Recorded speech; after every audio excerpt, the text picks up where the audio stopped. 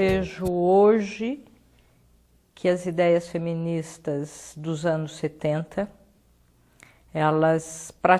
uma boa parte delas foi incorporada pela sociedade. Por exemplo, o tema da violência doméstica. Apesar de você continuar tendo práticas violentas no âmbito da casa, a violência contra a mulher, ela não é mais considerada como algo natural e tolerável pela sociedade. A dificuldade de várias propostas feministas de entrarem na pauta política ou de serem aprovadas pelas sociedades, algumas delas, que elas enfrentam resistências, por exemplo, de setores tradicionais como as igrejas. Então, uma grande resistência diz respeito à mudança de valores. O feminismo propõe, entre outras perspectivas, uma mudança de valores. Valores em praticamente todos os aspectos da vida social e humana. Reconsiderar que a humanidade é composta por homens e mulheres. O feminismo ele propõe também uma crítica às posições de poder instituídas na sociedade. Porque durante, por exemplo, toda a história republicana, nós temos agora no Brasil a primeira presidenta da República, não é? Então, isto é natural? Isto é algo que vem da essência feminina ou que veio da essência masculina, ocupar postos de poder? Então, quando o feminismo traz a ideia de que as relações de poder na sociedade, elas foram socialmente construídas, elas devem ser desestabilizadas, porque não há nada natural entre homens e mulheres para que homens ocupem majoritariamente, enquanto grupo social, posições hierarquicamente superiores. Então o feminismo vem questionar isso, vem questionar valores, vem questionar a divisão de poder. E é muito difícil quem está numa posição hierarquicamente de controle, de poder, de dominação, que tem o seu campo de ação estendido, tá certo? Pelas relações de subordinação do outro segmento social, é muito difícil, como se diz vulgarmente, entregar o queijo, o pão, o vinho, tudo aquilo do que a gente gosta. A cota, como estratégia, ela se propõe a corrigir rapidamente. Essa estratégia não é uma estratégia perene, mas corrigir em menor tempo desigualdades observadas na sociedade no acesso a posições que são competitivas. A cota não é para qualquer coisa. Eu não vou fazer cota, por exemplo, para distribuição de renda, tá certo? Então, eu teria outras estratégias de equalização de renda que não fosse a cota. Essas cotas, vamos tirar sexo, elas têm sido selecionadas. Essas cotas têm sido selecionadas porque elas são estas variáveis. Ensino médio na escola pública, família de baixa renda ou de baixa escolaridade e ser negro ou indígena são condições que desfavorecem o acesso ao ensino superior.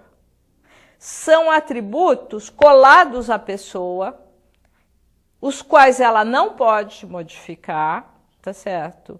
E que são responsáveis por desigualdades e injustiças sociais. Isso não significa que o sistema de cotas deva ficar infinitamente na sociedade brasileira. Ele só ficará infinitamente na sociedade brasileira, primeiro, dependendo da correlação de força entre os movimentos sociais, tá certo? e a receptividade do governo a essas palavras de ordem, a essas agendas. Mas também ele tenderá a ficar na agenda se a gente também não melhorar a qualidade da educação básica, ou seja, educação infantil, ensino fundamental e ensino médio, porque daí eu terei sempre candidatos negros e indígenas à cota. Então é bom, num determinado período da nossa história, tá certo, que a gente tente ou resolva melhor essa questão da distribuição de uma educação de qualidade a todos os segmentos sociais. Nós não temos disponibilidade, nós humanos, de prestar atenção em todas as questões sociais. E a mídia não tem disponibilidade de tempo e de espaço para dar a mesma visibilidade a todos os problemas sociais, então nós escolhemos. E a mídia escolhe o quê?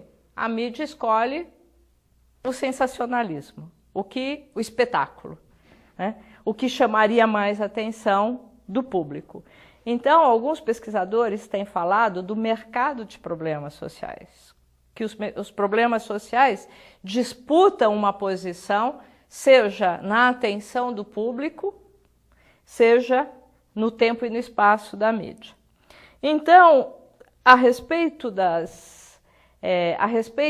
agenda para criança e adolescente no Brasil, o que nós estamos observando e o que nós temos analisado é que a mídia vai dar grande visibilidade aos problemas sociais espetaculares.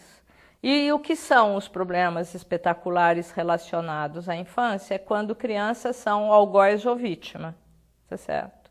E vítima, principalmente, que vai ter grande destaque, principalmente de violência, então quando você está associado à violência ou quando está associado à sexualidade. Isso significa que uma responsabilidade, que a gente está crucificando a mídia? Também não significa isso.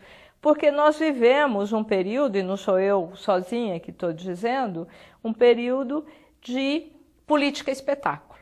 Não é isso? A espetacularização da política, e há uma convergência, possivelmente, de interesses entre setores políticos majoritários e interesses da mídia. Não é? Então, temas como, por exemplo, um que me preocupa muito na atualidade, que é o acesso de crianças pequenas à creche enquanto política de Estado, política nacional brasileira, ocupa muito pouco a mídia. E quando ocupa a mídia, é em situação espetacular. A minha frase é: a creche vai para manchete de jornal quando pega fogo. Começou há mais tempo, mas ganhou grande visibilidade a partir dos anos 80, 90, e inicialmente no hemisfério norte, mas no Brasil também, com várias tendências desde antes, não é? Uma reflexão sobre a posição da infância na sociedade. Será que as nossas sociedades elas são igualitárias do ponto de vista do reconhecimento da cidadania das crianças? A questão não é considerar se a infância é respeitada, se as crianças, melhor do que a infância, são respeitadas, amadas, acarinhadas, paparicadas no âmbito da família. Essa é uma questão e eu não a coloco em dúvida. Eu sempre tenho dito que nós, pais e mães brasileiros, amamos os nossos filhos, porque nós já tivemos um discurso estigmatizador de pais e mães pobres no Brasil, quando nós consideramos, sobretudo nos anos 90, que a maioria da população de crianças brasileiras e adolescentes pobres eram candidatas a prostituta ou eram candidatos, se menino, a ser, entre aspas, menino de rua. Então, não é neste âmbito de que a família brasileira pobre desrespeita as crianças. É no âmbito de que o Estado e a sociedade, em geral, tá certo, desconsidera a cidadania de crianças e adolescentes. No âmbito público, as necessidades das famílias que têm criança, pequena criança, elas não são respondidas pelas políticas públicas no mesmo nível que as necessidades de outras etapas da vida. Basta você comparar o custo per capita de uma criança na creche e na pré-escola e de um adulto na pós-graduação. Eu sei que falando isso, as pessoas podem dizer o seguinte: esta mulher é doida. Como que eu vou comparar o custo na pré-escola ou da creche com o custo no mestrado e no doutorado? Então, a nossa posição, ou a posição de quem está contestando o reconhecimento de cidadania de crianças e adolescentes é a seguinte: isto não está na natureza nem do bebê, nem da criança, nem do adulto que está fazendo pós-graduação. Isto é uma opção política. É uma opção política e de política. E esta opção política e de política nós podemos discutir. Primeiro, a constatação, né? O bebê está fora da agenda dos movimentos sociais que não sejam movimentos específicos para a infância. E aí também a gente começa a pensar em infância e criança em torno dos 4, 5 anos, tá certo?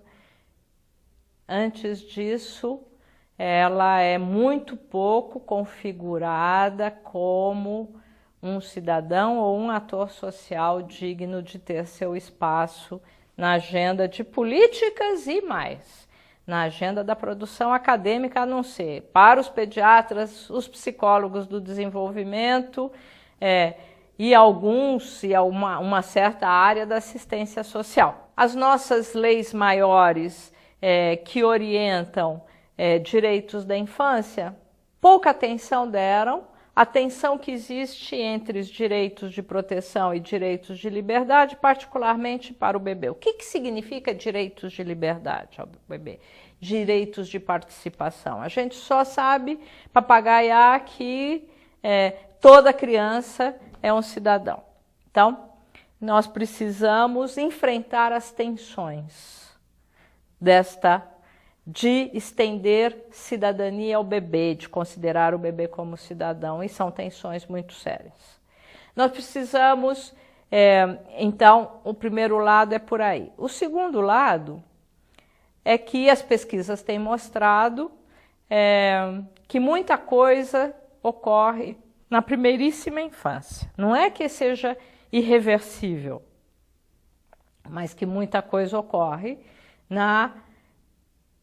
no percurso que a pessoa vai seguir posteriormente, principalmente na esfera da cognição. Então, é muito importante que as sociedades invistam nos bebês. E como as sociedades vão investir nos bebês se nós não estamos debatendo como é que se deve constituir essa agenda, quais são os seus direitos, como é que isso se traduz?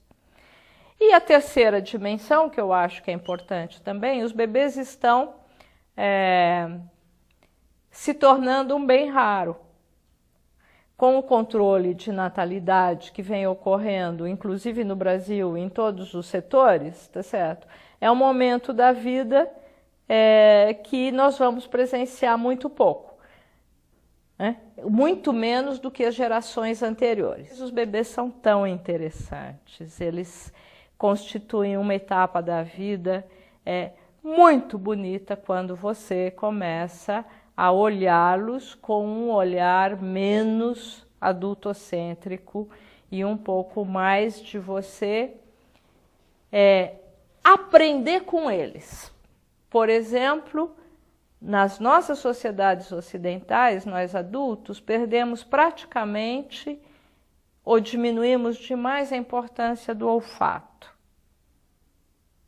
Verifique um pouco o que é o olfato de uma criança pequena. Eu gostaria muito de não ter perdido isso e encontrar caminhos para manter uma produção artística em torno do olfato.